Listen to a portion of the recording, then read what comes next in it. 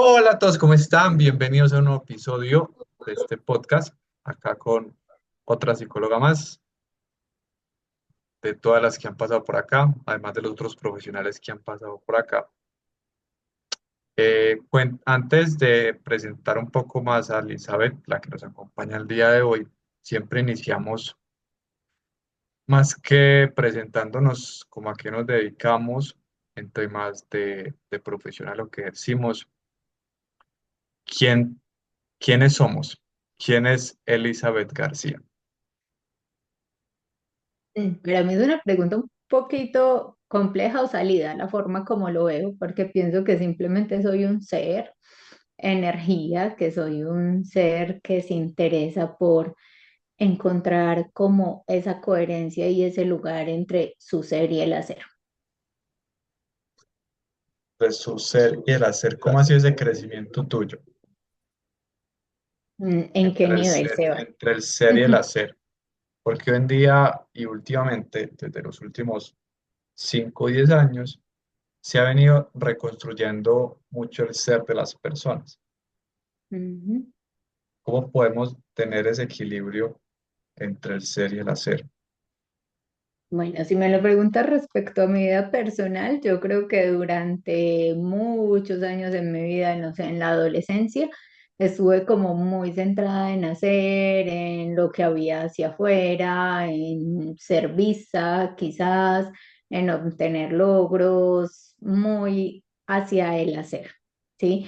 Muy hacia afuera, pero de un tiempo hacia acá, pues entendí que el hacer simplemente es la materialización de aquello que somos y que poder vivir como de acuerdo a tus principios, a tus valores, a lo que de verdad crees de la vida es lo que te permite la coherencia. Y cuando estás en coherencia, pues avanzas en la vida de la afuera. Entonces, digamos que yo sentía que tenía la fórmula como errada desde el hacer al ser.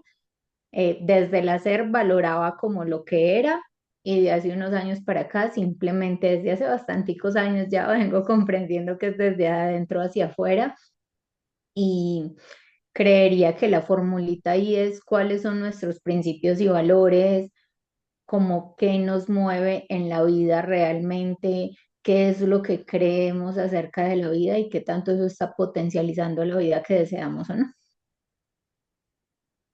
Dice algo muy interesante y en esa construcción, en esa validación o ese reconocimiento que siempre buscaste afuera. Al final, esa validación y ese reconocimiento que no se encuentra afuera es porque adentro no necesitamos validarnos más a nosotros mismos y reconocernos a nosotros mismos.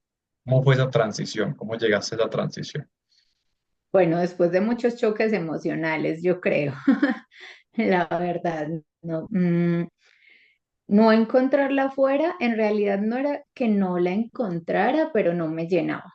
Digamos que siempre encontraba personas muy atentas a, no sé, a halagarme, a reconocerme bien, fuese por triunfos académicos, por mi aspecto físico, como pareja, siempre encontraba como alguien que estaba muy ahí, pero yo estaba muy dependiente de esa aprobación externa en su momento. Entonces, pese a que encontraba mm, eso que en teoría estaba buscando, lo encontraba, pero no me llenaba, como que siempre quería más y más y más. Entonces era como tenerlo y no tenerlo finalmente.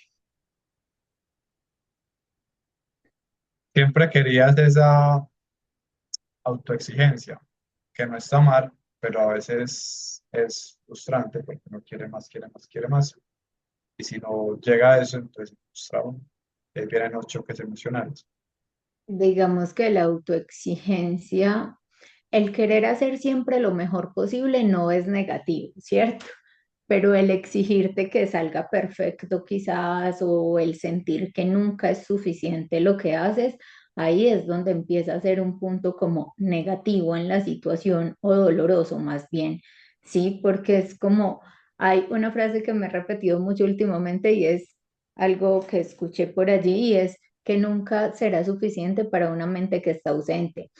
¿sí? Y para la mente que no es capaz de vivir en el presente, para la mente que no es capaz de valorar los pasos que está dando, la construcción que está haciendo como en su día a día, siempre va a faltar algo y va a faltar algo y no importa qué tanto alcances, siempre va a faltar algo y lo veo constantemente incluso con las personas que acompaño y es como podemos tener ya a nivel material todo lo que queremos, podemos haber alcanzado todos esos sueños que aparentemente nuestra mente nos pintaba que era lo que requeríamos, pero en el momento realmente en que estamos con nosotros mismos, allí, si no sabemos estar presentes, siempre se siente la ausencia, se siente la no suficiencia, entonces estar centrados en el mundo de la afuera, es como llenarnos afuera y vaciarnos adentro. Exacto. Ahorita hablaste de diferentes choques emocionales que te llevaron a encontrarte, a validarte más de manera interna.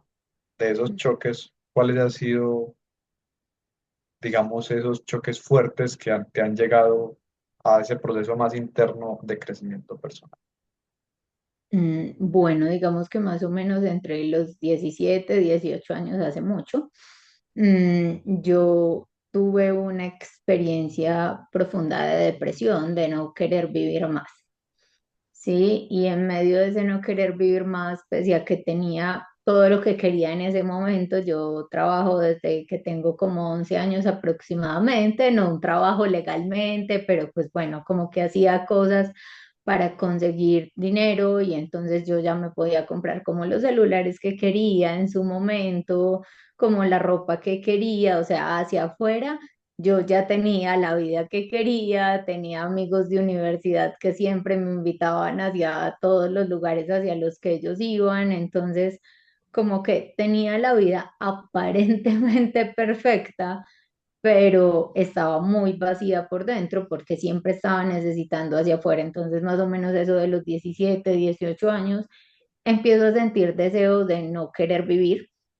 Sí, como de, bueno, si para esto es la vida, ¿qué sentido tiene? Y a través de atravesar esa situación, valga la redundancia, pues encuentro como que nada de eso que estoy viendo afuera me llena, nada de eso que estoy recibiendo de la afuera me llena y que necesito venir a encontrarme conmigo, algo que yo evitaba muchísimo hace muchos años era como vivir mis emociones, porque a raíz de mi historia de vida, quizás pues había sido muy doloroso conectar con las emociones, entonces había separado un poquito como lo que era cuerpo y mente y me había parado muchísimo en la racionalización, entonces evitaba sentir y en la medida que evitaba sentir pues iba llenando como el tarrito interno emocional, ¿cierto? Que alrededor de los 17 años explotó y explotó en una situación como estas. Eso. Para las personas, digamos, que estés manejando una depresión, ¿cómo se puede prevenir o cómo la pueden manejar de la mejor manera, además de tener el contacto con un profesional a la mano? ¿Cómo la pueden vivir ellos diariamente en el momento presente? Digamos que algo que pasa muy importante con la depresión es que se menosprecia.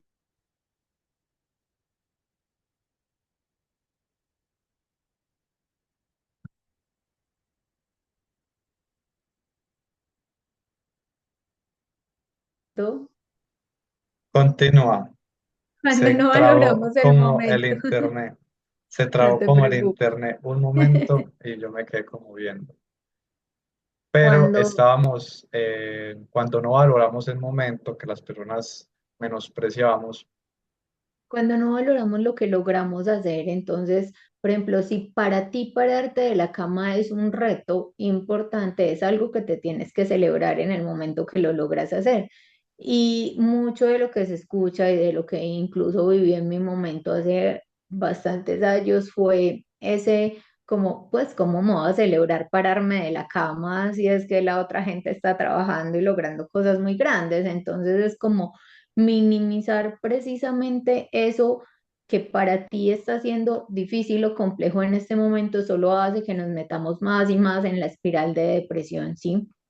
Entonces requerimos empezar a reconocernos a nosotros mismos, a darnos como la palmadita en la espalda a nosotros desde esto en este momento de la vida a mí me cuesta, para mí es un reto y lo valoro el poder dar un paso adelante en este reto que estoy viviendo, sin importar si Pepita, Juanito está haciendo otras situaciones, porque es que la vida de los otros no es nuestra vida. Y si nosotros vamos a ir a compararnos, entre comillas, con alguien más, que sea simplemente.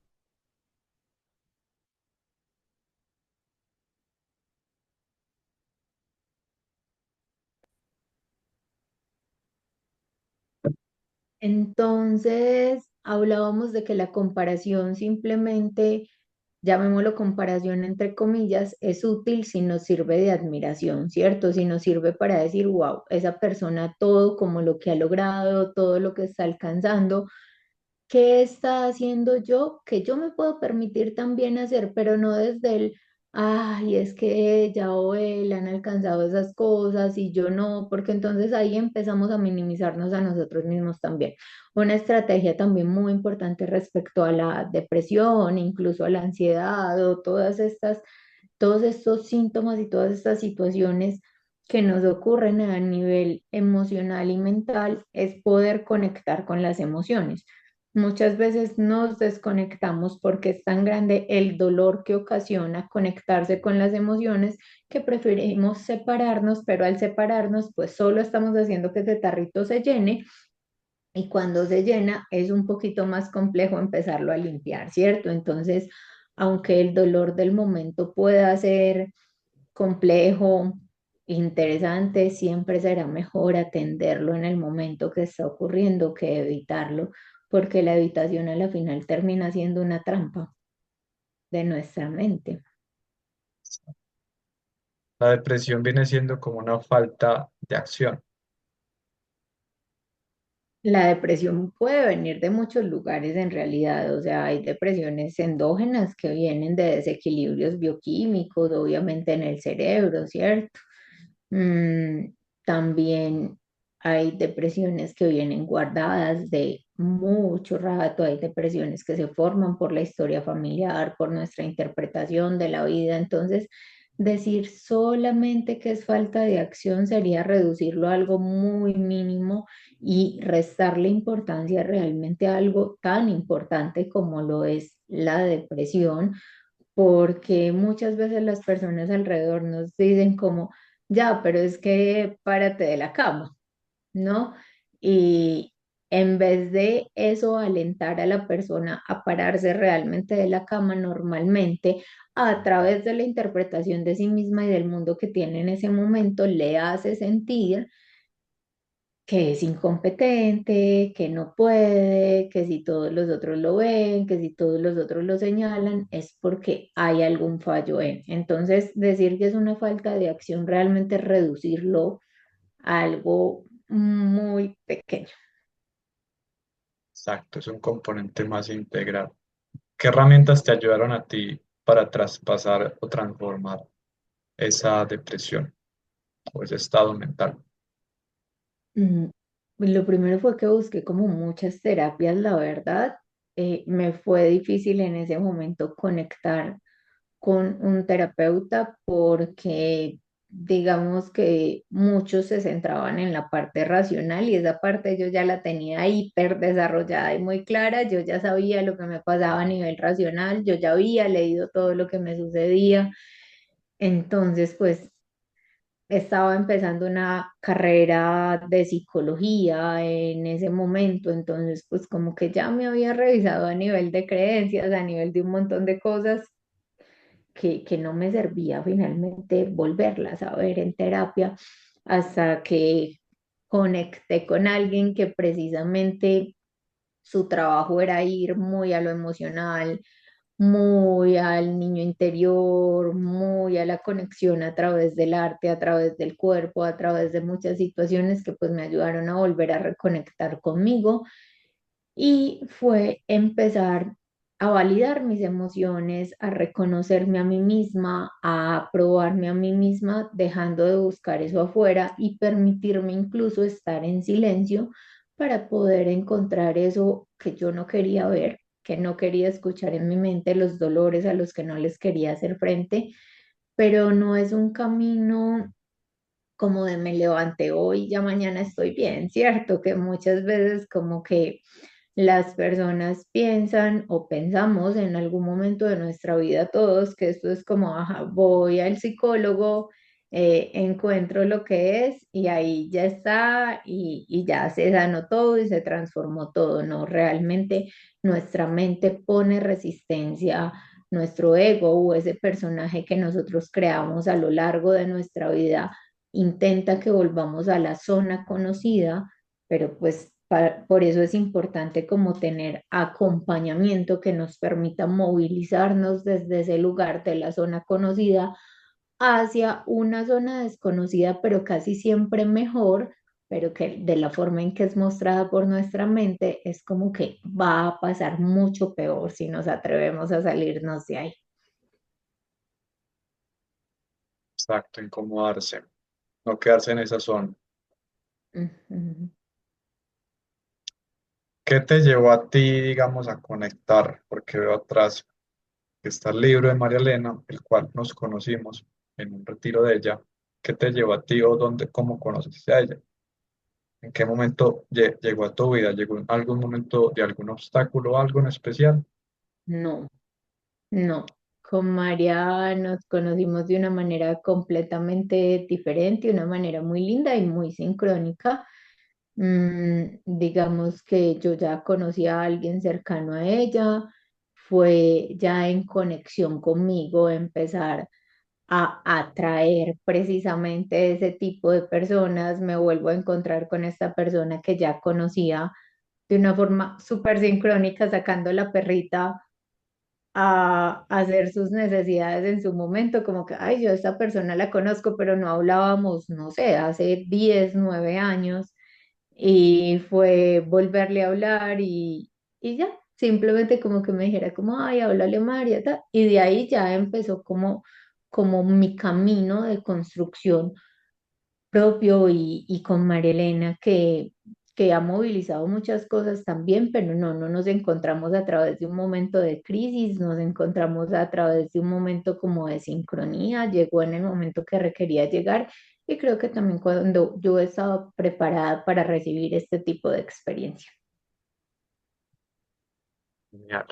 Hablando de personas en estos momentos, y ahorita mencionabas algo sobre la dependencia emocional frente a relaciones o cosas materiales, ¿cómo puedo manejar la dependencia emocional? Que en sí viene, ahí está muy ligado el tema del apego, que el apego no es malo, pero hay diferentes tipos de apego. El apego efectivamente no es malo, digamos que lo no tan positivo del apego es cuando se torna en un apego ansioso, en un apego evitativo, que tiene que ver con toda nuestra historia de crianza y los dolores que tuvimos, esas heridas de infancia que desarrollamos y a través de eso, a través de lo que nosotros interpretamos de nosotros, de lo que interpretamos de nuestros cuidadores, muchas veces crecemos con vacíos internos que intentamos llenar, bien sea con compras, con estudio, con exceso de trabajo, con parejas, con amistades y bueno, puedo nombrarte mil cosas más, con drogas, con muchas situaciones que sigue siendo él buscar afuera lo que yo no logro llenar adentro. Entonces la dependencia emocional finalmente parte de no conocernos realmente, de no disfrutar nuestra propia compañía, de sentir un vacío emocional interno que queremos llenar con situaciones, de tener un apego probablemente ansioso, ambivalente, donde yo tengo que probarle al otro o tengo que probarme que merezco, entonces empiezo a comprar un montón porque yo merezco o empiezo a quererle probar a la otra persona que yo merezco su amor o a hacerme notar o en mil cantidad de situaciones que es en el fondo queriendo decir que yo soy merecedora de amor, que soy merecedora de las cosas que pasan en la... Entonces, pues desde ahí es como que el vacío se llena desde adentro.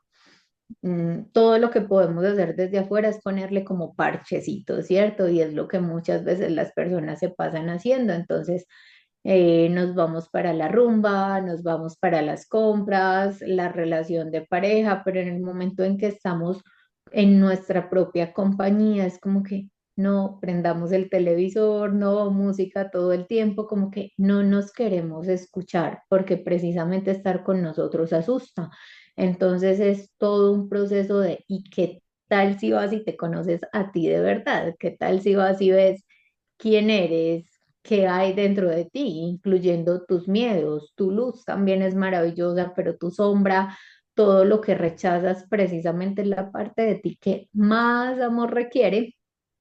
Y cuando esa parte pues se da y cuando logramos como conectar con esa parte que tanto evitábamos y a la que tanto le huíamos, es cuando realmente empieza como nuestro despliegue de potencial y nuestra conexión con nosotros mismos.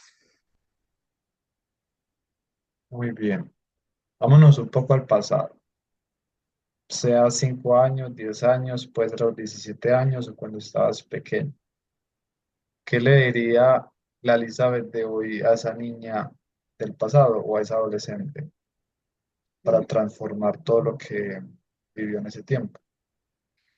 Yo creo que el principal mensaje que ha requerido mi niña y mi adolescente en realidad es que ser vulnerable no es malo, que permitirse abrirse a otras personas no es negativo, que no todo el tiempo te van a hacer daño o que no necesitas tener el control de todo el tiempo para poder estar en paz, porque pues precisamente a través de mi historia fue como sentir que requería controlar para poder tener algo de seguridad y creo que eso fue algo que al descubrirlo tardé como un tiempo en poderme abrir, porque muchas veces mi mente interpretó la vulnerabilidad como debilidad y yo no quería verme débil en su momento, entonces no pedía ayuda, yo no me abría a recibir, yo era la mujer que podía con todo, yo prefería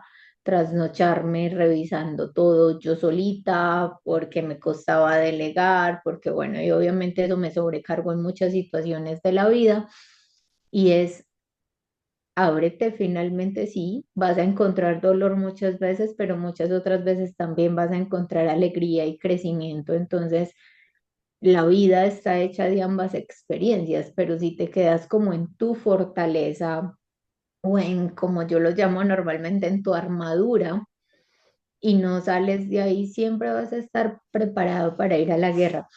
Hay una Hay una historia que me gusta mucho relacionada con mi propia historia de vida, que se llama El Caballero de la Armadura Oxidada, donde cuentan que el caballero se puso el traje precisamente para estar preparado para ir a la guerra siempre con su rey, y en el momento en que quería empezar a abrazar a su niña, a besar a su hija, a su esposa, no podía porque la armadura se había atorado y se había fijado tanto que ya como que no podía salirse de esa armadura y necesita emprender un largo viaje hasta donde un sabio, y ese viaje hacia ese sabio le va mostrando que solo a través de la conexión con las emociones, precisamente, y a través de la conexión consigo mismo, empieza a caerse la armadura, empieza a caerse cuando llora, cuando se permite reír, cuando se permite volver a ser él sin la preparación para ir a la guerra todo el tiempo. Qué bonito eso. Ser vulnerable, conectar más con nosotros, saber delegar, confiar en nosotros. Ujú. Ya para ir finalizando, siempre termino con esta frase que me gusta mucho y va en torno a la libertad. La libertad no es hacer lo que nos dé la gana, sino es la capacidad de elegir una opción sobre múltiples opciones disponibles, pero siempre estar trabajando a mejorar las opciones. Para ti, ¿qué es la libertad o cómo podemos vivir la libertad en las personas? A mí, ¿qué es la libertad? La libertad es la capacidad de elegirnos a nosotros mismos y de elegir aquello que nos hace bien, ¿sí? Mm, parece que nuestra mente a veces no nos deja de ser libres, pero siempre tenemos la posibilidad de elegir, solo que esas elecciones desde el amor y esas elecciones en coherencia con nosotros a veces parece que cuestan más que las que no, y terminamos sintiéndonos atrapados y en una cárcel y como privados de la libertad cuando en realidad no lo estamos. Siempre podemos elegir y para mí la libertad es la capacidad de elegir, la capacidad de elegir. Simplemente puedes elegir aquello que te hace bien o aquello que no te hace tanto bien, pero tienes la libertad de elegir. Depende de ti hacia qué camino tomas tu elección. Ahí ya hay libertad. ¿Y cómo podemos vivir esa libertad para siempre ir por nuestra mejor versión? Mm. Siempre ir por nuestra mejor versión. Digamos que ahí me suena un poquito complejo ese tema de siempre ir por nuestra mejor versión porque creo que es lo que las redes, lo que muchas personas nos han pintado afuera, como que siempre ve por tu mejor versión. ¿Y qué tal si en vez de ir por mi mejor versión, siempre también abrazo esa que no es mi mejor versión? Porque para poder potencializarme, yo sí voy a desarrollar eso que es mi mejor versión, pero mi mejor versión no se puede desarrollar sin abrazar aquello que podemos llamar entre comillas mi peor versión, ¿no? Entonces, puede ser ir por mi mejor versión o aceptar esa peor versión, esa que no integro, esa porque esa va a ser la que me va a potencializar a alcanzar lo que no me he permitido alcanzar. Entonces, libertad para ir por la mejor versión o abrazar esa versión no tan agradable para nosotros es de nuevo preguntarte qué quiero en la vida. ¿Esta acción que estoy realizando en este momento de verdad conduce mis pasos hacia esos resultados, hacia esa manera en que me quiero sentir más que el resultado que quiero obtener? ¿Me conduce hacia cómo me quiero sentir? Y siempre integrando, acá sí me aplicaría el siempre y es integrando el que cada decisión es perfecta en el momento en que se da, porque siempre tomamos esa elección que nosotros consideramos que es la mejor en el momento en que la estamos tomando. Mirar hacia atrás como con un retrovisor es muy fácil. Decir, no, yo hubiera tomado otra decisión después de ver las consecuencias de la que ya tomé, es muy fácil y a veces nos juzgamos es mirando con un retrovisor, pero esa versión de nosotros anterior que tomó la decisión que tomó, la tomó simplemente porque creía que esa era la mejor opción, la mejor posibilidad para seguir avanzando y construyéndose en su camino. Y si no fue, bueno, por algo la tomamos y algo aprendimos de esa situación. Muy chévere eso. Aceptar, somos un punto medio, pero aceptar nuestra oscuridad, nuestra sombra para ir por nuestra luz. Pero Mm. nosotros elegimos a dónde queremos estar. Piensa que es como si tú tuvieses una linternita en una habitación oscura. ¿Qué pasa si tú solo vas persiguiendo ese puntico de luz? A la final te acercas tanto, tanto, tanto que lo tapas y la habitación termina quedando a oscuras toda. Si yo permitiera que con ese poquito de luz, esa linterna que hay, esa habitación se fuera iluminando y simplemente la voy moviendo hacia un lado y hacia otro, puedo ir iluminando nuevas facetas de esa habitación que a la final se reducen en nuevas facetas de nuestro ser. Pero si me acerco porque solo quiero ver la luz y me acerco a esa linternita, pues voy a terminar como absorbiendo toda la luz y no voy a permitir que se ilumine nada más dentro de la habitación. ¿Qué le recomiendas a las personas para que vayan por esa libertad? Conocerse. Yo creo que el principal camino es conocerse, es reconocer la historia, es saber quién es uno, es saber dónde están sus dolores, dónde están sus bloqueos, dónde está aquello que ama también, pero reconocer la propia historia es fundamental para poder elegir transformarla. Dicen por ahí, no recuerdo qué autor es, pero dicen que quien no conoce su historia está condenado a repetirla, ¿sí? Porque a la final el conocimiento de nuestra historia es lo que nos hace libres. El conocer nuestra historia es lo que nos permite decidir pararnos desde un lugar diferente, porque recuerda que la mente nos va a llevar a vivir siempre lo que ya conocemos. Entonces, si nosotros no lo conocemos, simplemente daremos por hecho que esa es la única forma de vivir y ya está. Es cierto. Conocerse, autoconocimiento. Cuéntanos ya dónde te pueden encontrar por las diferentes redes sociales, las personas que vean este episodio. Y bueno, mis redes personales están como Psicoelizabeth y las consultas las pueden adquirir a través del Centro María Elena Vadillo, que también estamos así en Instagram, María Elena Vadillo. Nuestra página es www.mariaelenavadillo.com, así que pues a través de ahí pueden adquirir todos los servicios y ya como las redes personales son las otras que mencionaba. Muy bien. Muchas gracias por estar acá. Nos vemos el próximo episodio. Pues, saben que estos episodios suben cada jueves, por el momento. Muchas gracias a ti, Sebas, también, a todas las personas que nos estén escuchando y un beso y de verdad permítanse conectar con ustedes mismos, que no hay nada más valioso y nada que potencialice más la vida y la alegría de vivir que eso. Exacto.